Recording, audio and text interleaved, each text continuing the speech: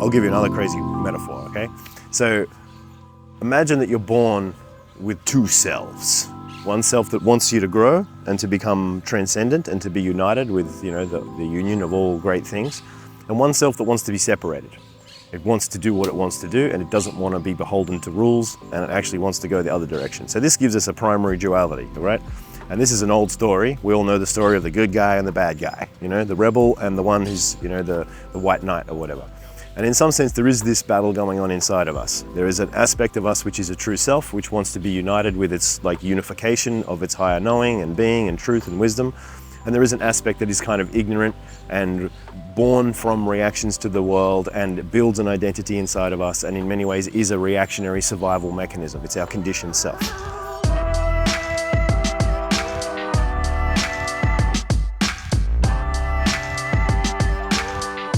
Now, it's kind of really miraculous when you think about the nature of nature, in the sense that it has to look at the human species and think, how the fuck do I deal with these crazy social primates with all their madness? And one of the things that it gives us is this opportunity to run on autopilot if we don't really give a shit and we don't pay attention to ourselves, and we just become a kind of a dude moving through the world reacting to our conditioning. And it gives us the ability to have some chance to wake up, to make different choices, to be a different kind of an operator. And in some sense, there is actually two parallel operating systems available to you in any particular moment. But we tend towards the conditioned operating system because it's loud, it's noisy, it's got to do with feelings, it's got to do with voices in our heads, it's got to do with pictures inside our minds. It's like the primary, visceral experience is very much related to our conditioned mind in a strong kind of way. So what we need to learn to do is to see it for what it is and learn to tend to it and learn to work with it. So we have this primary metaphor of the good guy and the bad guy inside of us, yeah? The one that wants to grow and connect and know the truth, and the one that is caught up in the matrix and is reacting to the world and wants to control things because he needs to be safe. Now, your job as the player in the game is to start to realize, I've been hijacked by conditioning. I've been hijacked by my role in the world according to who people tell me I am, according to who I say I am, my assumptions, my fears, my doubts, my conditioned mind. And you need to also recognize a very difficult thing, which is that you're literally trapped in the conditioned mind. It's like you're a prisoner inside the prison cell of the conditioned mind. You cannot leave it. And every time you try to leave it, there will be alarms, there will be anxiety, there will be fear, there will be the ego coming in saying, what are you doing? You can't live without me. You can't exist without a relational self. You cannot exist without conditioning. You cannot live without an ego. Even though there might be a part of you that wants to know itself as free from pain, suffering, difficulty, history, attachment to self. So we have this primary fight that's going on inside of us, the part of us that wants to stay the same and stay safe and be conditioned, and the part of us that wants to be free.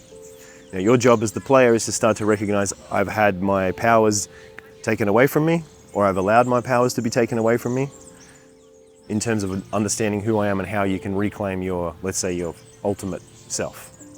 And the first thing you need to do is to realize that you need to master your own states. And that can begin from relaxing. Can you relax? It's not that easy, really, is it? But can you relax? That's your first lesson. Can you take a breath and just think, I choose to be calm. Can I let some calm in? Can I choose to be relaxed? And on a deeper level, in your own home practice, for example, can you lay down somewhere and go into a deep state of trance and just hang out with yourself and be really warm and loving and calm and just soothe yourself with presence and awareness? Yeah, relaxation, presence and awareness. Yoga Nidra, yeah? Yoga of relaxation, yoga of going into this space, because we need to come home to that relaxed space inside of us, for example. And then we also need to realize that we're mental beings. You're a mental being. You occupy a lot of mental space. And in many ways, you're living in a mental operating system because that's the most obvious and easy operating system to make sense of the world. But once again, as we start to relax and we start to become aware of our position inside of this duality of conflict that's happening inside of us and around us, we need to start to realize, I have a mental self and I need to be aware of it. I need to understand it and see it for its dark nature, its twisted nature, and see it for its useful nature and its constructive nature. And sometimes you have shitty thoughts, and sometimes you have cool thoughts. Sometimes you have thoughts of the past, sometimes you have thoughts of the future. Sometimes you compare and contrast things. So you want you to realize that mental self is a whole system. It's an amazing system that you use to organize and coordinate and manage and do all kinds of cool stuff. But it tends to get overvalued. It tends to become possessive. It tends to become the most dominant thing in the system. And the truth is you're not just that, but you need to become aware of that. What else are you? Well, your emotions as well. So you have feelings. Now, feelings and thoughts are kind of co-related. When you have thoughts, you have feelings, and you have feelings, you have thoughts. They tend to kind of co-arise and stimulate each other in some sense. But that's because feelings are a deeper reference inside of our bodies, in the sense that our first thing we do when we're alive is we feel presence of experience, and that is a feeling. So feeling is the primary sense. The felt sense is the primary sense. And even at a most fundamental level, there is a sense of something that is even a no sense sense. And that's what we're trying to tap into as well, is this connection to the deep part of us that is underneath or around or through this conditioned self. And that's where we start to tap into the emotions as a framework. Emotions are just a feedback loop for our mental self connecting with physical reality. And the gaps between our maps of internal reality and external reality matching and meeting will define largely how we feel. If I'm doing stuff that makes me feel good and the world gives me positive feedback, I feel good because I get ego fuel. I get positive feedback. I get to nourish my fulfillment of my desires.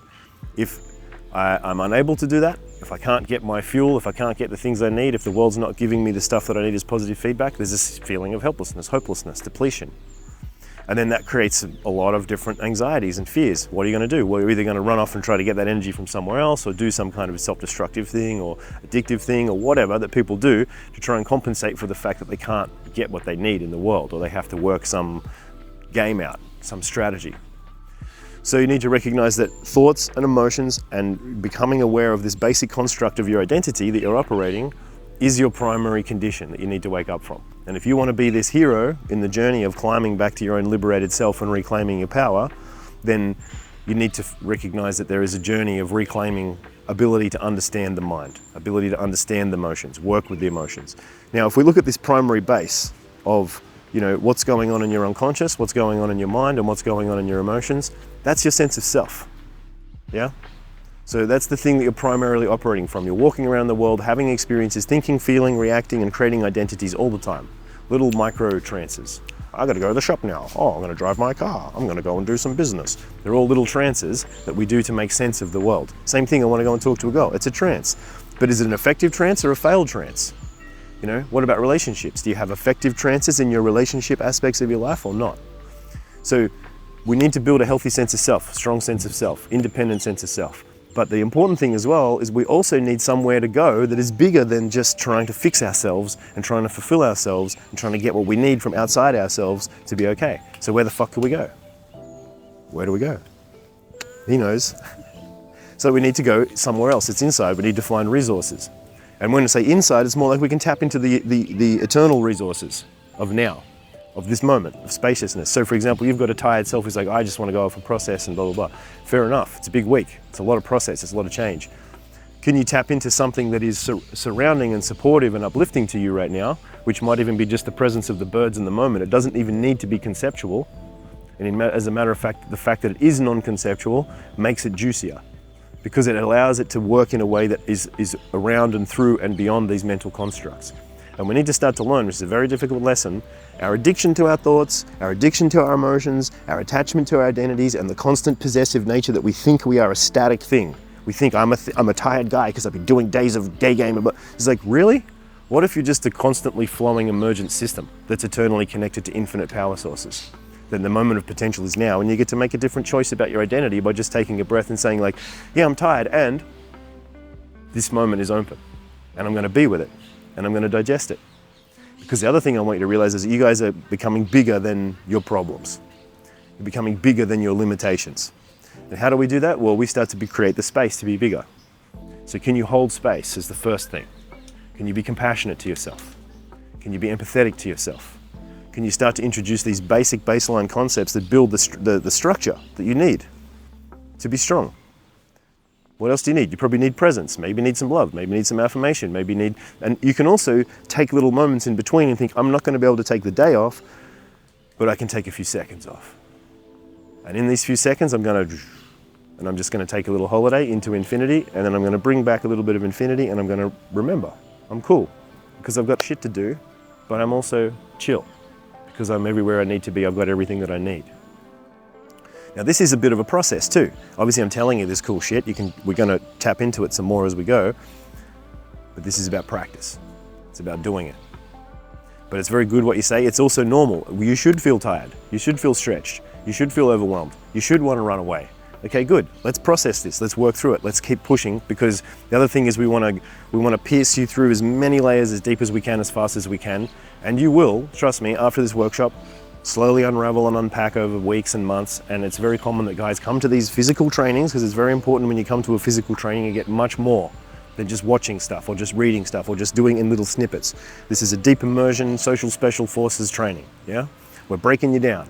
Congratulations, you're experiencing the breakdown. Now it's time to break through, okay? Because when we get to these breakdown points, we have new levels of opportunities to experience ourselves in different ways, to go beyond our previous paradigms, to experience new limits. And in many ways, you're feeling tired. Cool. What's it like when you can be a tired adventurer? Can you be a low energy guy and just be like, hey, I'm really tired and I don't even care. I don't even care. I just want to meet you. That could be a good thing too. And then you start to realize, like, I can drop a lot of my baggage also because I'm fucking tired and I don't have time and bullshit to deal with my own games. Like, I gotta have all these 10,000 things. It's like, what if I'm just here in the moment? I'm like a zombie moving through the moment. I'm still a connector. I'm like, hey, what's going on? Let's see what happens. Why not? And you will get resilience. The other thing that, I mentioned this before as well, is like, you have previous expectations and limits on how much energy you're allowed to have in a day, how much energy you're allowed to express and experience with people. So what I mean by that is everybody has subconscious performance limits in different ways. How much energy I can have, how much money I can make, how happy I can be, all these different things that are set in motion according to our experiences of ourselves and the different things that have happened.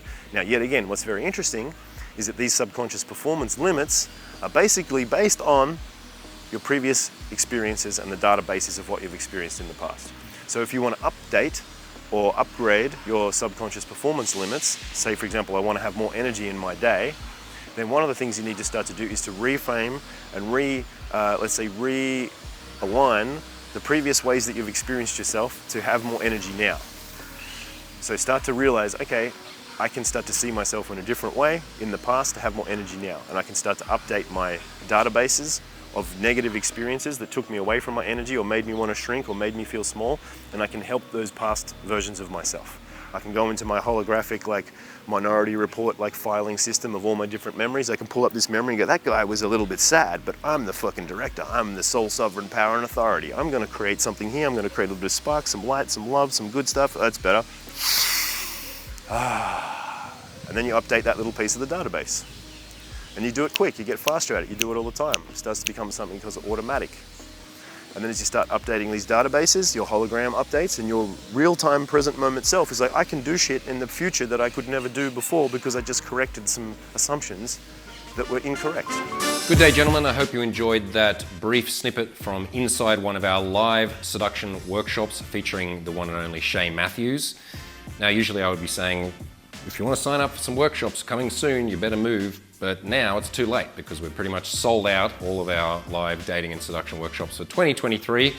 But we have put up our first dates for next year. So middle of April, myself, Shay, and the team will be running a 7-day live workshop covering inner game, outer game, texting, escalation, infield approaching, and so much more in Budapest, Hungary. So if you want to start planning ahead for next year, click the link below, get on a call with us, and we can hopefully book you in. If you'd like to receive my free 3-part series on how to go from hello through to yes, I'll go on a date with you. So the basics of day game, everything in terms of angles of approach, what to say, pre-frames, conversational topics, and how to close in a way that is smooth and sexy and effective, then click the link below, put your email in, and you'll receive the first part of that free course immediately. And stay tuned for the next video. Peace.